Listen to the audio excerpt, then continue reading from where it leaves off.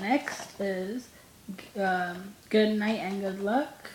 This one is not very long. It's an hour and 33 minutes and it's PG, which I've never seen a movie for adults that's PG except for like classic movies. But this one was so good and it goes by fast and it's so easy to understand what the issue was. Even if you don't, because a lot of political movies I don't understand because I don't know much about politics. So a lot of it I don't like the movie because I don't understand it too much. Good Night and Good Luck. It's so easy to understand.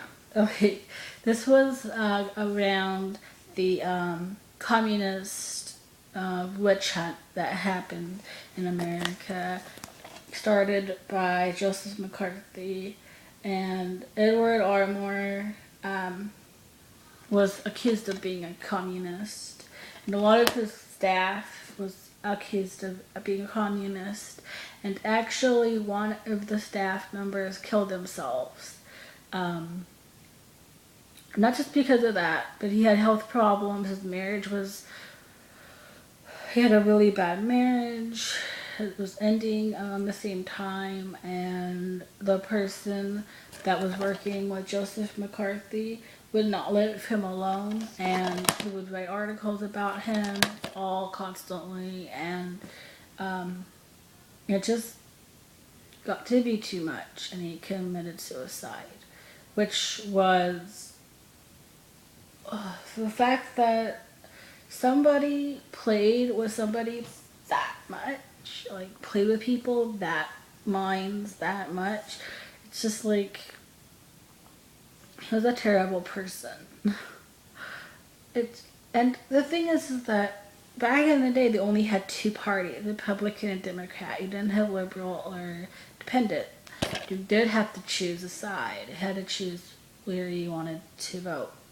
Communist, a lot of people didn't know what that meant because I believe at the time Russia was still an ally. Russia communism still wasn't something that people were scared of. It was just like another political party, and a lot of people joined the Communist Party because it was like they thought they're liberal. To them, that's what they thought it was. Like they weren't participating in the in politics. They weren't choosing a side. They were being neutral. So that's what they thought it meant. A lot of people thought what communist meant that.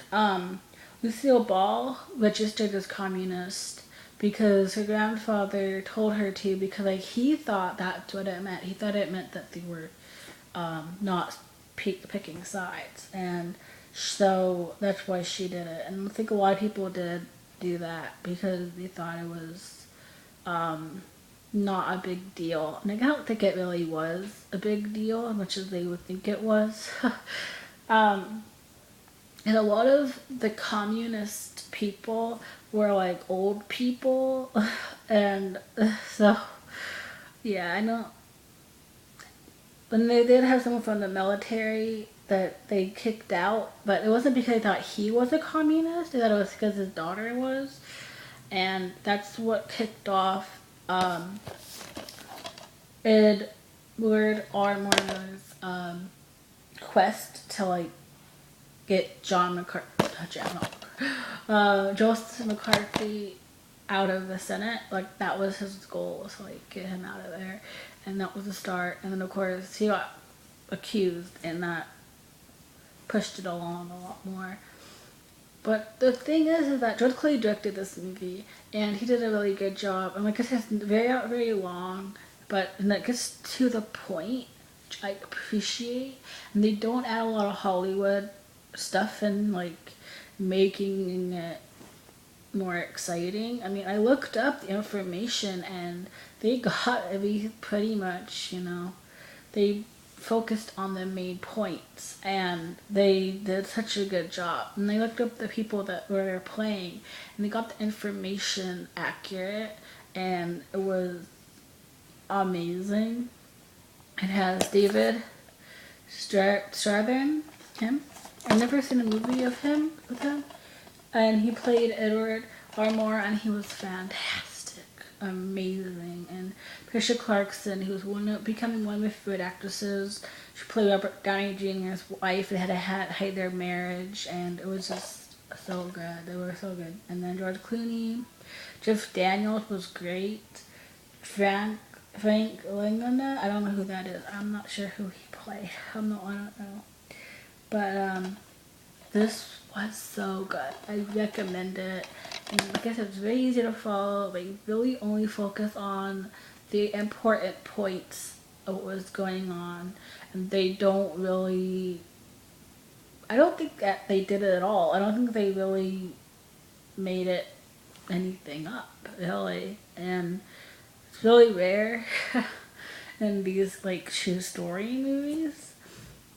This one was accurate in a lot of ways, and like I said, the people that, like, I looked up the man who killed himself, and what they said of the movie happened in real life, and a lot of times they kind of embellish things, and they didn't embellish anything, and I liked how they kept it on the point, and they didn't like go off. They didn't go into anyone's personal lives, which I appreciate, because it wasn't the point of it, of this story. It was to get rid of Joseph McCarthy from the Senate. So yeah, that was pretty, and they did such a good job of not getting personal, and except for the guy who I don't know, I don't remember his name, and I feel bad. But yeah, they don't really go to his life either, but I read about him, and I was like, that's so sad. But